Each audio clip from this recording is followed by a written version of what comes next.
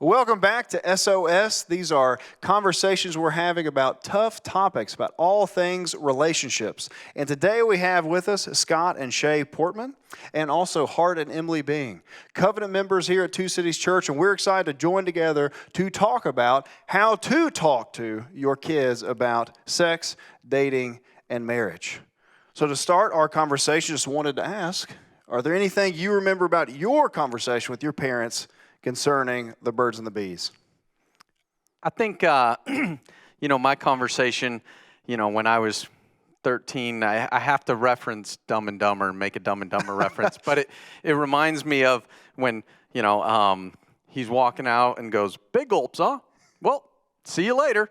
And I think that was kind of, went away for the weekend, did a backpacking trip, and my dad's like, "So, you got any questions about sex?" And I'm like, "Nope." He goes, "All right." And so we kind of just continued backpacking and hiking, and so that was kind of the extent of, my conversations with my parents. That's hilarious. I bet your dad probably had in his mind, he's going to have a special weekend planned. We're going to have all these great intimate conversations with your son. It just happened to be that awkward one-liner. That's the way it could go. Yeah, it was. And sex wasn't always talked about necessarily in our home, and it wasn't shunned upon or not. It was just not really addressed. Sure. Hart, anything different with you? Well, I'm going to date myself quite significantly here, but if my buddies and I just remember if my buddies and I ever wanted to see anything quote unquote risque in my youth, I'm talking elementary school years, we went to the Sears Roebuck catalog and flipped to the underwear pages. And that's about as risque as it got until, really, I think the catalyst for my dad having a discussion with me, we had, at the very end of our street, we had a vacant lot that had an old rundown house. And, of course, being boys and boys being boys, we were up there playing around the house one day, and I have no idea, a very young age, but we found one of those magazines, started flipping through it, and obviously it opened a world that we had not been revealed to us previously. Certainly the Sears Roebuck catalog had not done that. So I am assuming that I told my dad what we had found, and I found myself in a conversation sometime within a matter of days thereafter. So like Scott, beyond that conversation, I really don't remember much in terms of just intentional conversations that we had as a family. Super helpful. And so for those Gen Zers and millennials out there, Sears Roebuck was a store that filed for bankruptcy approximately, 5 or 6 years ago? That's fantastic. And I thought it was great that you brought it to your dad, too. So I guess that showed that there was a relationship where you felt comfortable enough to talk to him. But I love the way you put it, Hart, that there was a new world that you weren't aware of that was suddenly open to you. So as parents, when, maybe a better question, when did you decide to open that world for your kids? When did you decide to begin to have conversations with them about maybe sex or maybe dating, maybe relationships, maybe romance? When did you begin to open that world for your children? That's a good question.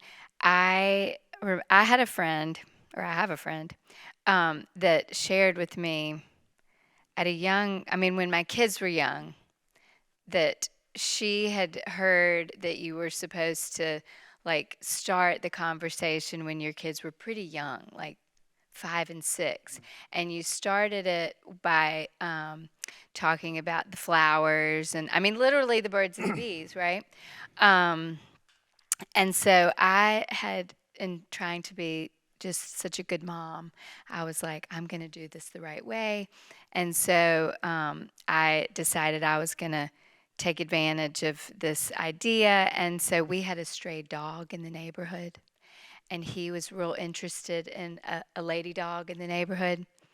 And one of our kids wanted to know what that was all about. And so I remember trying to give instruction. She was way too young in the end. We realized it created a lot of wrong understanding. So anyway, that was just my funny experience with that. And I have to say, that's the first time I think I've actually put together the birds and the bees with the process of pollination. That's the first time I've ever made that connection in my mind. That's why we call it the birds and the bees talk.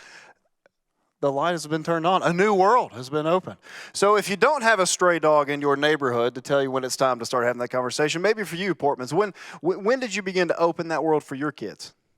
Well, I think for us, one of the things was we really wanted to highlight marriage and God's design for marriage. So, starting with the creation story and how God made man and God made woman, and talking about the beauty of marriage and his design for marriage. So, before the birds and the bees talk, just really wanting them to see the beauty of marriage and the goodness of God and what he had called good from the beginning. That's really helpful just to think through order of things. What is the order of how you talk to your children? Maybe begin with marriage, because I'm kind of the same way, Emily, that my mind ran straight toward kind of answering kind of practical, maybe anatomical questions. But maybe it's helpful to say, okay, step one is to begin painting that bigger overarching picture of God's design for marriage, that also romance, intimacy, sex will be a part of. Very helpful. Well, and I think also when you're talking about anatomically, then talking about body parts with their actual names with our kids when they are little. And so, because if you're struggling to say male body parts with your 4-year-old, how are you going to be able to talk about sex with them when they're 10 or 12? So that definitely plays into it for sure. Really helpful. Any other thoughts or comments for younger kids? You know, looking back, you said maybe I opened that door a little too early, but what were some maybe encouragements you could give to parents of younger children, 4, 5, maybe preschool or elementary school aged? Well, as the dad of 2 daughters, obviously I told my girls that boys are made of snips and snails and puppy dog tails, and you need to stay way, way, way away from them. But no, Emily was very good about starting early, and beyond that, I just tried to reinforce her. We've always tried to. I love the fact that you guys started with an image of marriage and the relationship between a man and a woman. We've certainly tried to model that, but beyond Emily's really early work, I don't know that there's anything else profound that we did.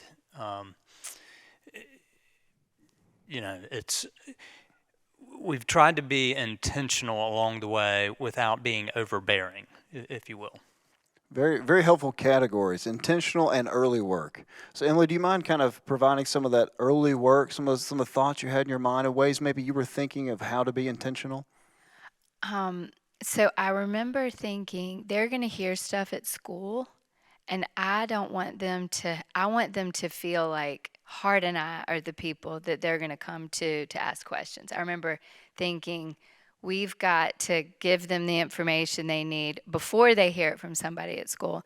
And I think that was indeed the case. I think they saw us as the truth holders when it came to questions on sex and dating. And so, I mean, we had a book.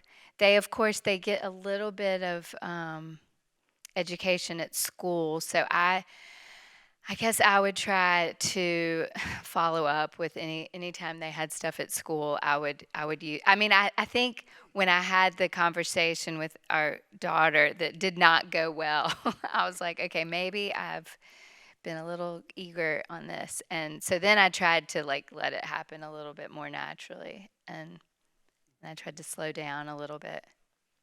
Really helpful, and I think in as much, Shay, you mentioned as well, if you begin to have genuine conversation, maybe that's the way to put it. You talk about actually using words that shows them, hey, this is something we can talk about. You can lay a groundwork so they come with questions, with thoughts they have, and I think that's a helpful encouragement for any family listening. That oftentimes it is the mom that has the early work, if you put it that way, just for maybe practical wise, the amount of time that you're able to invest and be around your children.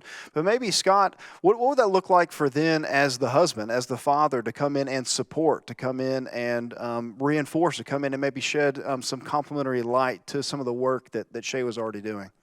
I think, to your point, that really is pretty accurate. I mean, for the most part, Shay would be engaged with them throughout the day and having conversations. And one of the things that I think we did was allow them to start asking some of those questions, which helped us know what they're ready for, right? And so as they ask questions, even at young age, it's like, okay, why is this happening? Why are they together? Or what's going on here? And it's like, okay, we can talk through this. There's another avenue and or door for us to walk through. But Shay would kind of do, particularly with the boys, would do a good job of saying, hey, you know what?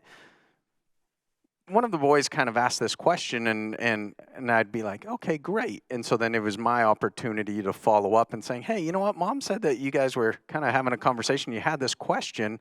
Let's kind of unpack that a little bit or walk through that. And so she did a good job of just communicating some of the conversations she had, primarily so that I can have a man to son conversation as well and just follow up and reiterate that. Sure, and I love the communication that happens between you two. You know, it's so helpful to be talking together, you know, parenting together as you're trying to invest in your children. But two thoughts from that. The first one, you mentioned listening to them, some of the questions they're bringing to you from school or otherwise. What maybe are some special moments or milestones that you try to have in your mind to help you know what conversation to have when?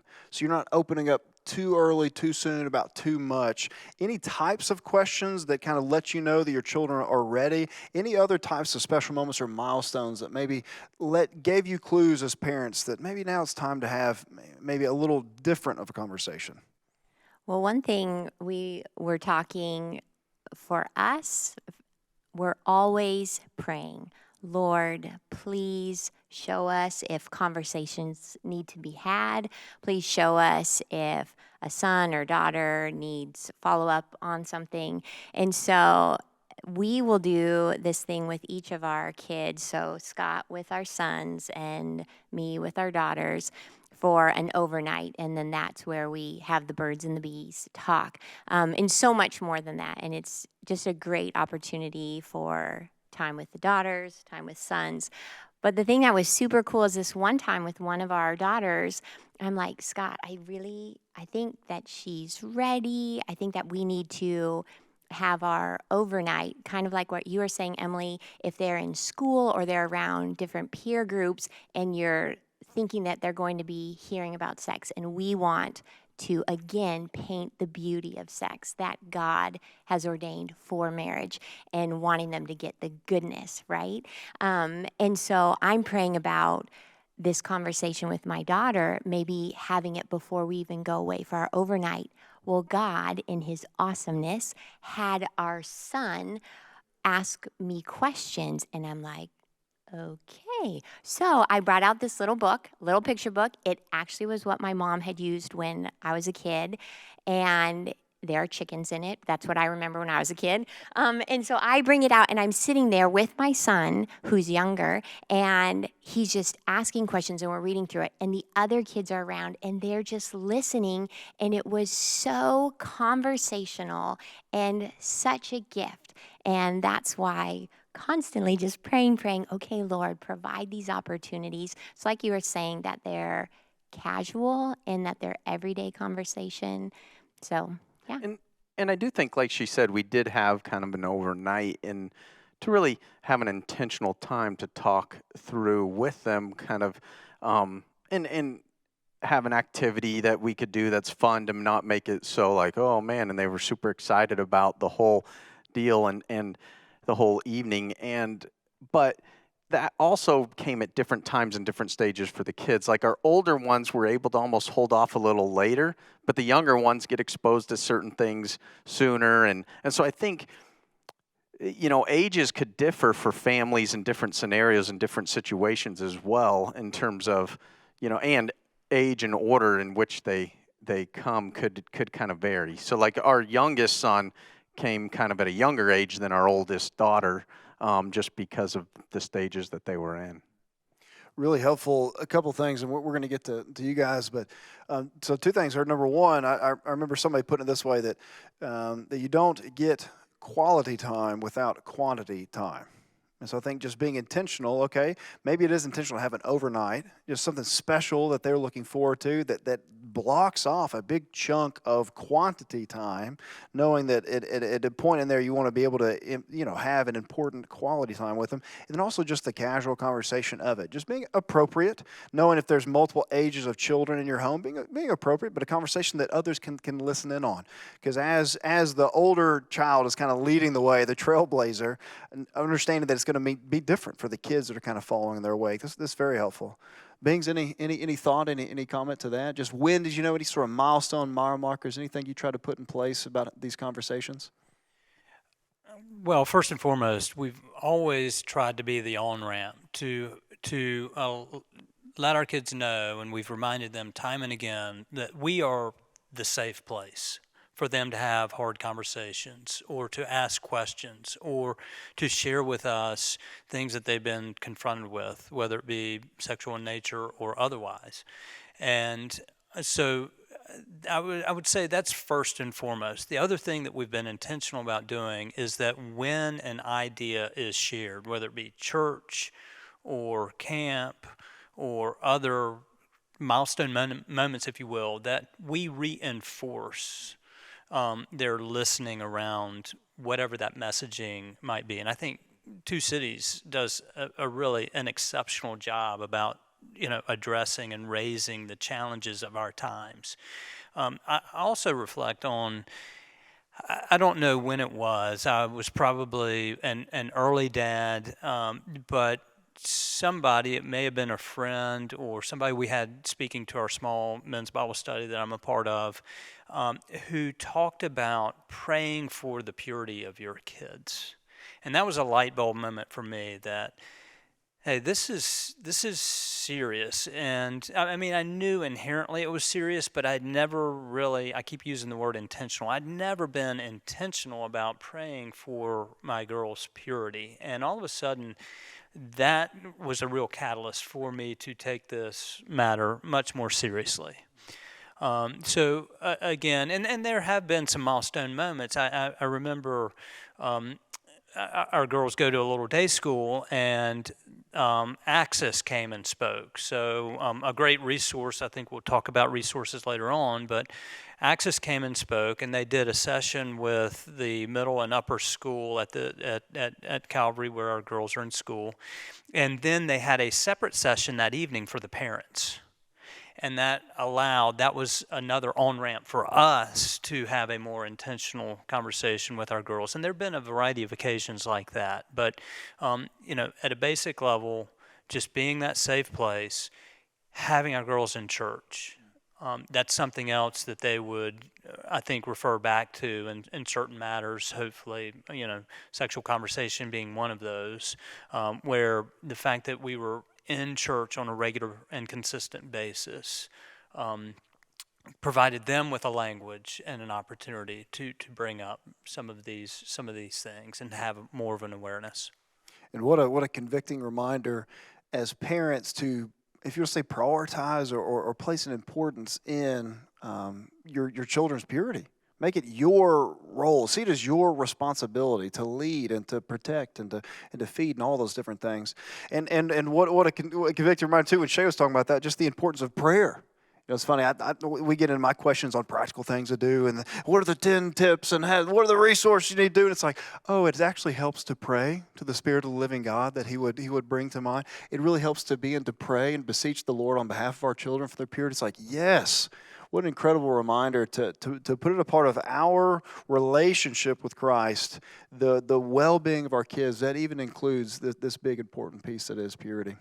And let me add, especially talking about matters like purity, that it would be inauthentic for me to sit up here and say that I myself don't have brokenness with regards to this issue, that I haven't made mistakes and I haven't been sinful, because I have. And so I've really tried to take my own experience and my own regrets and my own need of repentance on this matter to how we've tried to direct our girls, how we've tried to guide our girls. And that's, that's a hard thing when we have to face our own shortcomings, our own sin.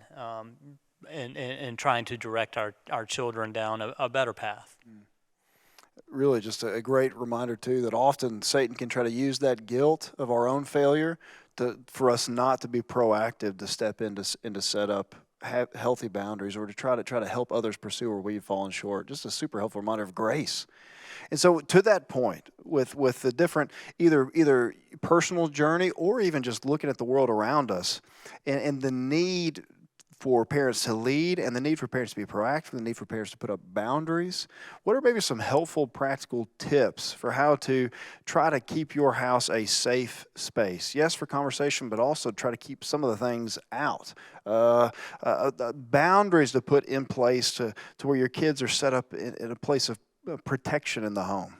One of the things, as we were discussing this and kind of thinking through this was, I think trying to have more of a conservative approach to it, right? Like we were kind of talking about as you talk through boundaries and, okay, if the point is holiness, what's going to set them up for the most ability to do that, right? And so because we were like, okay, is this going to be allowed? Is this not? Is this? And going, well, trying to walk through them and go, it might be, okay, I don't think I've heard of anybody saying, man, I wish I kissed more people before I was married, But I do hear people go, you know what?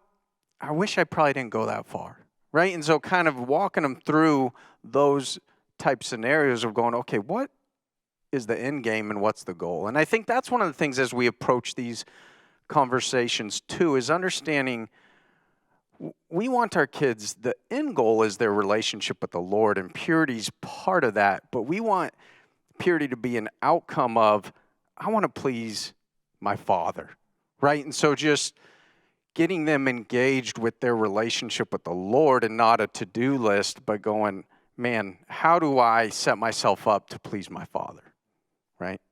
And you said working with them through. So are these conversations you're having with your children, talking about kissing, talking about any number of things? Is that what you mean by working with them through? And I think as our kids are older, having them part of the dialogue and helping them to be part of the decisions of what's wise and not wise, instead of you will not do this.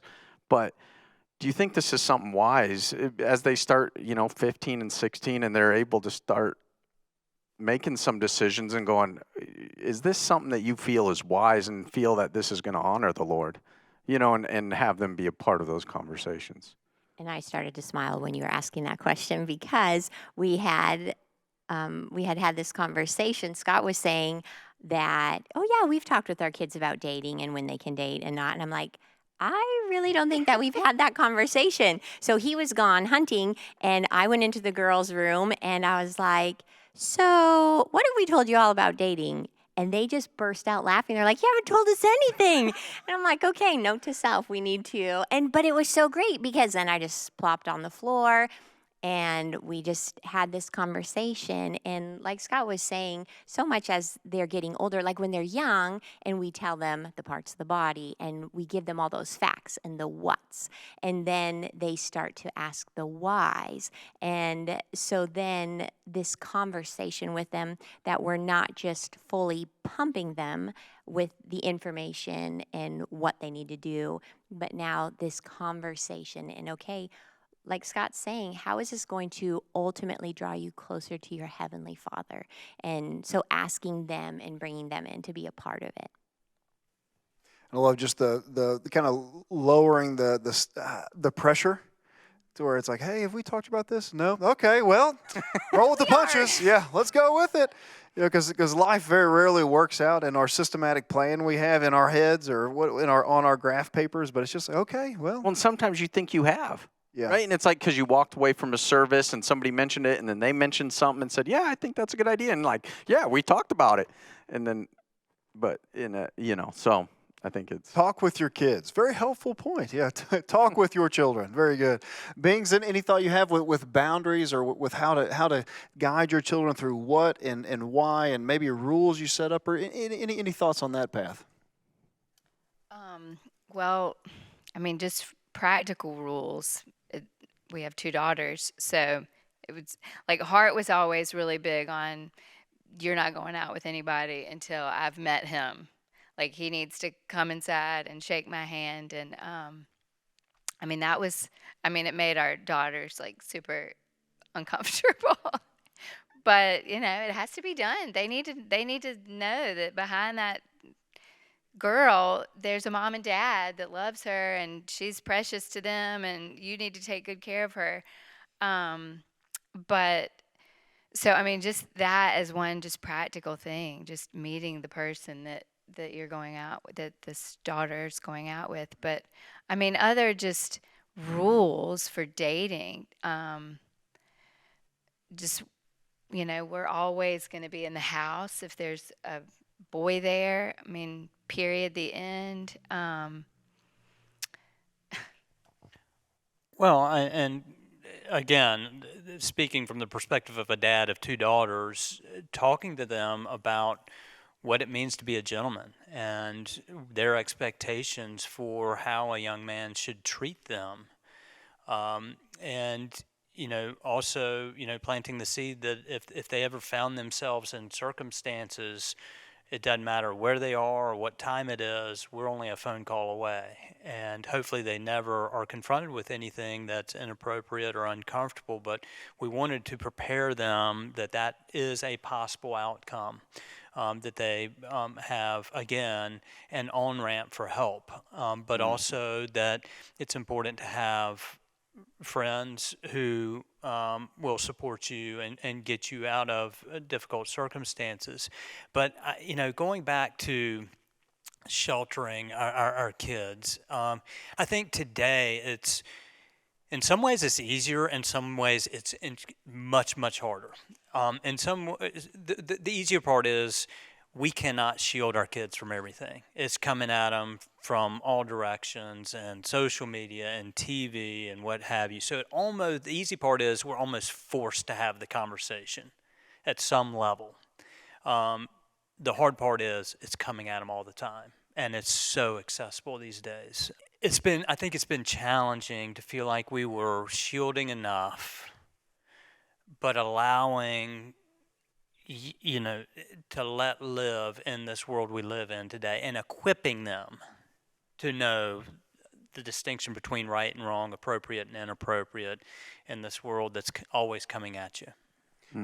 Just really been challenged with a lot of what you're saying. It involves proactivity in the relationship, having conversations beforehand, laying the groundwork for expectations for them, for what a man would look like, and also what a woman would look like, and also just a shared relationship, shared experience together. That when you're in church together, that when you're watching TV together, that you're able to not just filter, but talk through some of these issues. So it's not just the individuals in their room watching something on their screen, this individual's in their room watching something, but as much as you have that time together, that relationship that you can be, knowing what you're walking through together, very helpful. Any final comments, any final thoughts?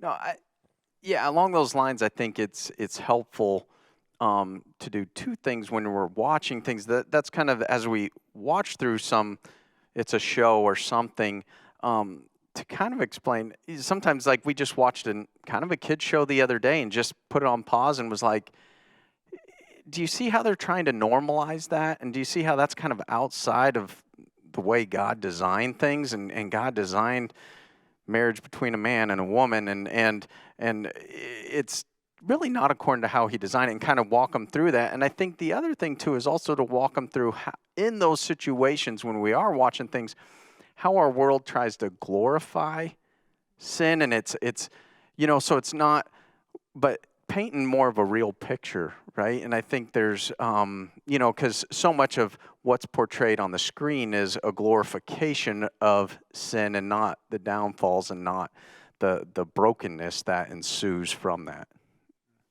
I think just a helpful point. Just see yourself as the truth teller in your kids' lives. Hey, this is what you see, but let me try to direct you back to the truth of the Word of God. And this is what God's Word actually says. Very good. Well, I want to thank both of you, the Portmans and also the Bings, for joining us today. We say at Two Cities, we're about open Bible and open life. The Song of Solomon series is trying to open up God's Word to see what God says to us about all things relationships. And thank you both for opening up your life and trying to help us think through how to talk to our kids about some of these tough topics. But thank you for joining us, and we look forward to having you next time for our next SOS conversation.